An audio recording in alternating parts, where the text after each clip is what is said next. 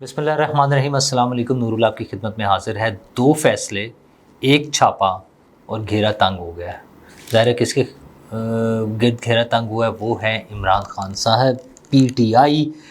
क्या छापा है, क्या गवाहियाँ आ रही हैं और कौन से फैसले आ रहे हैं, और दूसरी तरफ दहशतगर्दी से जंग में या दहशतगर्दों के साथ जंग में हम कहाँ खड़े हैं और हमारा क्या नुकसान हो रहा है। इन चीज़ों पे मैं आपके साथ बात करूँगा। हाँ, वैसे तो मैं आपको ये भी बताऊँगा कि आटा महंगा होना है, कौन रोक रहा है, कौन कर रहा है, ये सारी बातें करूँगा। लेकिन सबसे अहम चीज़ें, बड़े बड़े फ़ैसले, एक तो सबसे बड़ा फ़ैसला आ रहा है मखसूस नशिस्तों का।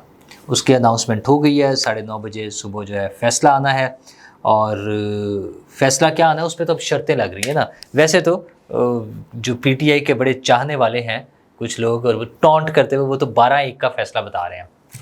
खैर, उनका तो जो चलेगा मामला। 6-7 के बारे में मार्केट में ख़बरें सुनते रहते हैं लोगों से।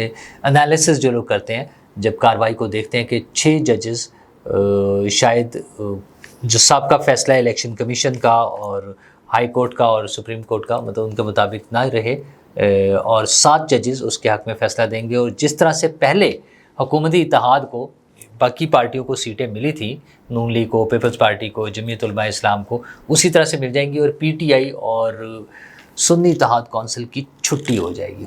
बहरहाल तवील समात, फुल कोर्ट, 13 जजेस, तमाम बहस मुबाहिसा, दलाइल, सवाल जवाब, लाइव ट्रांसमिशन, ये सारा कुछ होकर फ़ैसला महफूज हो गया है। मुशावरत भी हो गई। फ़ैसला महफूज करने के बाद जब वो ट्रायल कंप्लीट हो गया, कार्रवाई कंप्लीट होगी, तो उसके बाद मुशावरत भी हुई जजेस की, और वो अब फ़ैसला जो है वो सुबह 9:30 बजे फ़ैसला आ जाएगा।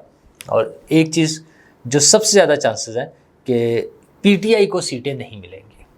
और मैंने जैसे कल भी कहा था कि इमरान खान साहब ख़ुद जब ये कहते हैं कि हमारी तो सारी क़यादत रूपोश थी और वो इलेक्शन नहीं लड़ सकते थे, इंट्रा पार्टी इलेक्शन, तो वो बिलवास्ता तौर पर वो ये तस्लीम कर रहे हैं कि इलेक्शन कमीशन का फ़ैसला कि पीटीआई ने इंट्रा पार्टी इलेक्शंस दुरुस्त नहीं कराए, वो उसको तस्लीम कर रहे हैं। बहरहाल उनके इस बयान से पहले ही अदालत की तरफ से मेरा ख्याल है कार्रवाई मुकम्मल हो चुकी थी। ये बयान पता नहीं उसमें शामिल हो या ना हो, लेकिन कार्रवाई तो हो गई थी सारी। और उसमें और बहुत सारे पॉइंट्स थे कि कैसे वो उनसे इंतखाबी निशान ख़त्म हुआ, उनका क्यों ख़त्म हुआ, और फिर उन्होंने क्या गलतियाँ की इलेक्शन जीतने के बाद। उनके लोगों ने किसी दूसरी पार्टी में शमूलियत की जो ऑप्शन थी, पीटीआई में क्यों नहीं गए, मुत्तहिदा मजलिस अमल में क्यों नहीं गए, जिस पार्टी में गए उसका वो खुद इलेक्शन नहीं लड़ी थी पहले से। मतलब इस तरह के बहुत सारे सवालात के साथ ये जवाब आने का बस आखिरी लम्हों पर है। वो कहते हैं ना, दिल की धड़कनें तेज़, मिठाइयों के ऑर्डर इधर से आने हैं या उधर से आने हैं। तो ये कन्फ्यूजन, कशमकश, जो लोग पीटीआई के हामी हैं वो तो कह रहे हैं कि काजी साहब को धचका लगेगा और पता नहीं क्या हो जाएगा, और जो दूसरी साइड है, जो उनके मुखालिफ है, उन्हें लगता है कि नहीं, ये मामला जैसे था वैसे ही चलेगा। और अच्छा, मेरा वैसे ज़ाती ख्याल ये है कि जो कानूनी पोजीशन है उसमें कम से कम पीटीआई को ये सीटें मिलना बहुत मुश्किल है। हाँ, अनटिल और अनलेस सारी चीज़ें अनडू कर दी जाएँ कि अच्छा ये भी अनडू कर दें, ये भी अनडू कर दें, ये भी अनडू कर दें, और उस स्टेज पर जाके खड़े हो जाएँ, वहाँ से फिर दोबारा से चलें, फिर शायद इस तरह का हो जाए, जो कि बड़ा मुश्किल नज़र आता है। तो एक तो बड़ा फ़ैसला ये। दूसरा बड़ा फ़ैसला वो आया है लाहौर से, इंसदाद दहशतगर्दी की अदालत से, जहाँ इमरान खान साहब की ज़मानत का केस था, और ज़मानत के केस में उन्होंने उसके जुर्म पर ही जज साहब ने फ़ैसला सुना दिया। और उन्होंने कहा, इमरान खान, उसके कौन से इंसानी हकूक़, जो शख्स हुकूमत के ख़िलाफ़, फ़ौज के ख़िलाफ़, रियासत के ख़िलाफ़ बगावत का मर्तकब हो, उसके कहाँ से हकूक़ आ गए। तो ये एक बड़ा ही खौफनाक किस्म का फ़ैसला है। और जो ये लग रहा है कि इस फ़ैसले के रूह से अगर आगे वो होती है, कार्रवाई होती है उसमें किसी भी अदालत में, कानूनी कार्रवाई जब होगी, तो इस फ़ैसले के रूह से तो लग रहा है इमरान खान साहब गए। सिर्फ घेरा तंग नहीं, घेरा इमरान खान साहब के गिर तंग नहीं, वो वाला घेरा तंग हो रहा है, सज़ाए मौत वाला। क्योंकि जब इंसानी हकूक़ कोई नहीं, बगावत की दफ़ा लग रही है, बाकी सारी बातें जो उन्होंने की हैं, انتہائی پریشانی کا معاملہ ہے عمران خان صاحب کے لیے اس طرح کا فیصلہ. اگرچہ ان کا کیس جب آگے چلے گا ہائی کورٹ میں، سپریم کورٹ میں، وہاں پہ ظاہر الگ سے اس کی ہیئرنگ ہوگی، دلائل دیے جائیں گے، وہ ساری چیزیں اپنی جگہ ہوں گی، لیکن یہ فیصلہ جو ہے عمران خان صاحب کے لیے پریشانی والا فیصلہ ہے. تو یہ دو فیصلے، ایک جو ابھی اناؤنس ہونا ہے اور ایک جو اناؤنس ہو گیا ہے. وہ ویسے تو وہ عدت کیس والا بھی بس آ رہا ہے، لیکن اس میں بھی چلیں تھوڑا سا ٹائم ہے، اس کو بھی دیکھ لیں گے کیا ہوتا ہے. لیکن ایک بڑا چھاپا بھی انہی کے ساتھ ساتھ ایک اہمیت کا حامل ہے، اور وہ چھاپا تھا بحریہ ٹاؤن کے دفاتر پہ. بحریہ ٹاؤن کے دفاتر، ملک ریاض صاحب، اصل میں ملک ریاض صاحب 190 ملین پاؤنڈ کیس، اور اس میں اب کہا یہ جا رہا ہے کہ ان چھاپوں میں بڑے اہم ثبوت ملے ہیں، اور وہ ثبوت جو ہے جو برطانوی NCA نیشنل کرائم ایجنسی سے جو کمیونیکیشن ہوئی تھی اور جو ڈیل ہوئی تھی اس کے حوالے سے بھی چیزیں ہیں. ویسے تو اس کا اصل بھانڈا پہلے ہی پھوٹ چکا ہے، بہت سے لوگ ان کی بات کر چکے ہیں. 2 روز قبل پرویز خٹک صاحب کا بیان بھی اس کی بڑی ایک واضح مثال تھی، جب انہوں نے بتایا کہ ایک بند لفافے میں ایک معاہدہ پیش کیا گیا، اور جس پہ بہت سے لوگوں نے اعتراض بھی کیا، کابینہ کے لوگوں نے، لیکن شہزاد اکبر صاحب نے دیا، عمران خان صاحب نے اس کو اپروول مانگی اور پھر اپروول ہو گئی. اور پیسے ٹرانسفر کرنے کا معاملہ تھا کہ پاکستان سے جانے والی بلیک منی، غیر قانونی رقم وہ پکڑی گئی تھی اور وہ پاکستان کو واپس کرنی تھی، لیکن پاکستان کو واپس کرنے کے بجائے ملک ریاض صاحب کے اکاؤنٹ میں جمع کرا دی گئی. اور یہ دستخط ہونے سے بھی پہلے پیسے آ چکے تھے، کچھ پورشن اس کا آ گیا ہوا تھا. تو یعنی وہ بدنیتی جو ہے وزیر اعظم صاحب کی اس وقت کے، یعنی عمران خان صاحب اور ان کی ٹیم کی، بڑی واضح ہے.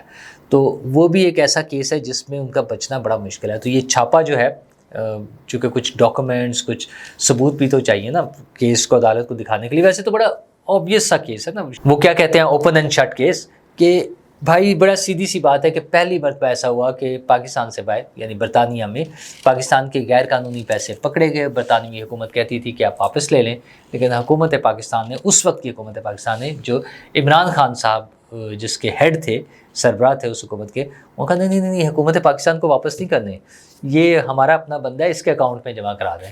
تو یہ سمپل سا کیس ہے، اس میں بچنے کا کوئی چانس نہیں بنتا. مطلب یہ تو پھر وہ کوئی نظریہ ضرورت والا فیصلہ ہو جائے، کوئی گڈ ٹو سی یو والے ججز ہوں کہ سر کیا حال ہے، آپ نے میرا نوٹ پڑھا، آپ تو اتنے بڑے لیڈر ہیں، آپ کا تو بڑی فالوئنگ ہے، کوئی اس اینگل سے کوئی ڈیسیژن کرنا چاہے تو اور بات ہے. اگر قانون اور آئین کے مطابق، اگر رولز کے مطابق فیصلہ ہوا تو 190 ملین پاؤنڈ سراسر فراڈ کا کیس ہے، جو کہ اس وقت کی حکومت جس کے سربراہ عمران خان صاحب تھے، انہوں نے ہمارے ساتھ، اس ملک کے ساتھ کیا. اچھا بہت سارے اور بھی ہوتے ہیں. اچھا اس میں پھر ان کا آرگومنٹ ہے وہ فلاں نے یہ کیا، فلاں نے، وہ بھائی سب نے کیا ہے. ان کو پکڑے وقت پر، جب آپ کی حکومت تھی 3.5 سال، تب انہیں پکڑ لیتے. تب وہاں امریکہ میں کھڑے ہو کے جو تارے لگا رہے تھے کہ میں واپس آ جاؤں، میں ان کا AC اتروا دوں گا، TV اتروا دوں گا، ڈرامے بازی کرنے کے بجائے پکڑ لیتے. اور جب پکڑنے کی باری آئی تھی تب آپ نے باہر بھیج دیا تھا. آپ کی اپنی ڈاکٹر یاسمین راشد، ڈاکٹر فیصل، وہ جو شوکت خانم ہاسپٹل والے، سب نے مل کے وہ رپورٹس اپروول دے کے سارا کچھ کر کے بھیجا، جن پر آپ الزام لگاتے ہیں، جنہیں کہتے ہیں کہ انہوں نے جعلی رپورٹوں کے ذریعے گئے نواز شریف صاحب، وہ ساری اپنے لوگوں نے بھیجا اور آج ہمیں باتیں سناتے ہیں. خیر وہ تو یہ باتیں سناتے رہیں گے، حکومت بھی کچھ باتیں سنا رہی ہے، اور اس میں مہنگائی کا طوفان، ہر روز ہمیں بری خبریں ملتی ہیں سننے کو.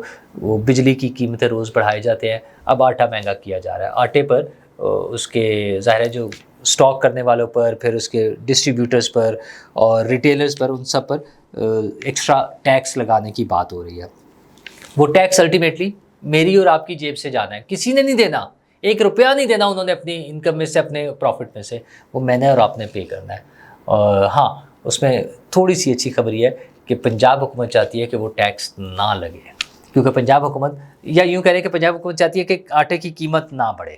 بہت اچھی بات ہے، میں تو اپریشیٹ کروں گا مریم نواز صاحبہ اور ان کی پوری حکومت کے میں ساتھ ہوں کہ اگر وہ یہ کوشش کریں کہ آٹے کی قیمت نہیں بڑھنی چاہیے، ہم ان کے ساتھ ہیں.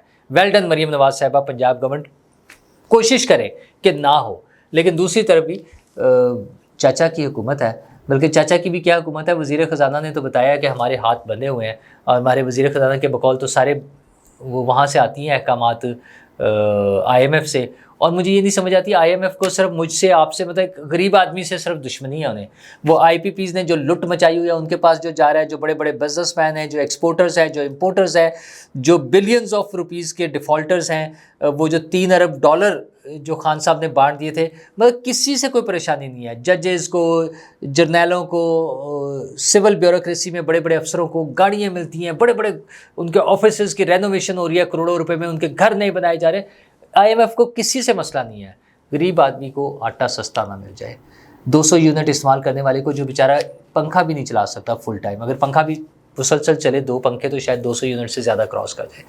وہ شخص جو 2 پنکھے نہیں چلا سکتا گھر میں 200 یونٹ والا، اس سے تکلیف ہے IMF کو کہ اس کا بل بڑھا دے. یہ کہانی نہیں سمجھ آتی. وزیر اعظم صاحب تھوڑا سا ریویو کر لیں چیزوں کو. ٹیکس جمع کرنا آپ کا کام ہے، لیکن وہ جو بڑے بڑے ہیں ان کا سوچیں.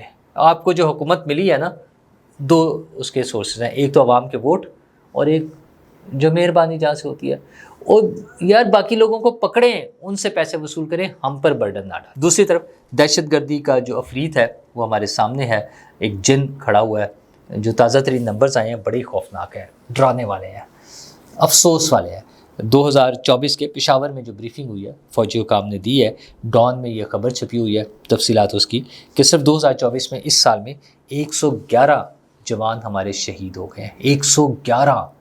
ابھی 6 ماہ گزرے ہیں، یہ 7واں ماہ ہے. ٹھیک ہے، 180 دنوں میں یا 200 دنوں میں تقریباً لگا لیں آپ 111 لوگ شہید ہو گئے ہیں. ابھی یہ جوان ہے، اس کے علاوہ جو جتنا نقصان ہوا ہے، جہاں جہاں بلاسٹ ہوئے ہیں، سویلینز تھے، فارنرز تھے، وہ ساری چیزیں اپنی جگہ ہے. اچھا، اس دوران میں سیکیورٹی فورسز پہ صرف جو حملے ہوئے ہیں وہ 1063 حملے ہوئے ہیں 6 ماہ میں. 1063 حملے. مطلب آپ سوچیں ہم کہاں کھڑے ہیں. ہم چاہتے ہیں کہ دنیا پاکستان میں آئے، بزنس کریں، کاروبار لگائیں یا فیکٹریاں لگائیں، انویسٹمنٹ کریں، لوگوں کو جابس دیں، لوگوں کے لیے بزنس اپرچونیٹیز کھولیں. کیسے؟ اس ماحول میں کون آئے گا؟ کون پاکستان آئے گا؟ تو وہ عزم استحکام جو آپریشن ہے خدا را شروع کرے، جو مرضی کریں، عزم استحکام کریں، ضرب عضب کریں، راہ راست کریں، جو بھی چیز ہے کریں، اس قوم کو یہ دہشت گردی سے نجات دلوائیں.